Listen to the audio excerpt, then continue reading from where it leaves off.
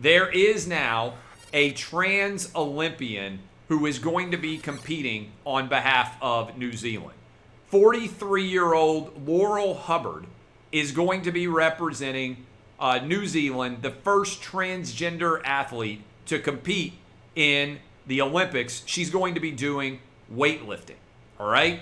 And so this is pretty crazy. Hubbard transitioned from male to female in 2013 and has already earned a medal. She has a legitimate competition to be able, potentially, to win a medal. So this is creating a situation where two identities are colliding. Which matters more? The sanctity of women's athletic competitions or the rights of transgender athletes?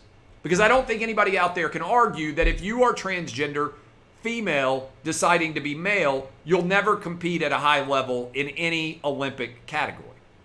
But if you are male and you decide to become female, you still have, particularly in weightlifting, the size and the strength more so of a man in competing against women. And actually, this is why Caitlyn Jenner has said it is unfair for men who transition to women to be able to compete in the Olympics. Imagine what would have happened if Bruce Jenner had gone from winning the decathlon as a man to 4 years later winning the decathlon as a woman. Well, the answer is pretty straightforward and simple. Caitlyn Jenner would have dominated every woman at the Olympics 4 years after Bruce Jenner did it.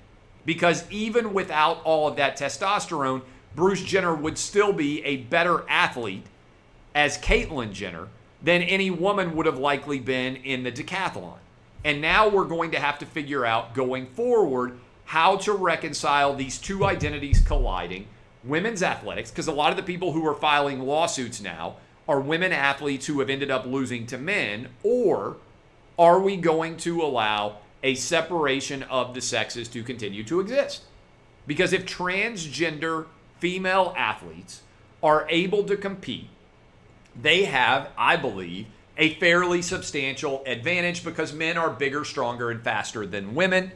And even if you start to strip away their testosterone, these transgender women still have the physical body mass to a large extent that women are not capable of having. In other words, this weightlifter for 35 years was male all the way through to get broad shoulders, height, weight advantage. Anybody who's ever weightlifted knows that how much you weigh and how big you are can have a substantial impact in how much you can lift.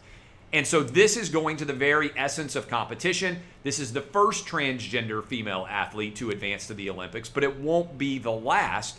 And so the question is going to be asked, and I think it's a fair one, how do you reconcile this going forward?